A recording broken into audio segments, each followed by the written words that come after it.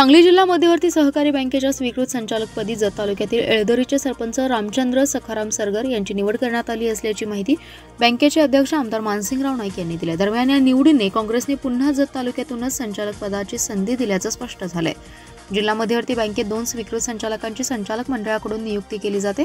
बँकेच्या पंचवार्षिक निवडणुकीनंतर म्हैसाळचे मनोज शिंदे म्हैसाळकर आणि जत तालुक्यातून आसंगीने सरदार पाटील यांची निवड करण्यात आली होती. यामध्ये शिंदे यांची राष्ट्रवादी काँग्रेसकडून तर पाटील यांची काँग्रेसच्या कोट्यातून निवड झाली होती. गेल्या 10 दिवसांपूर्वी काँग्रेस कोट्यातून निवड झालेल्या पाटील यांनी राजीनामा दिल्याने हे पद रिक्त होतं.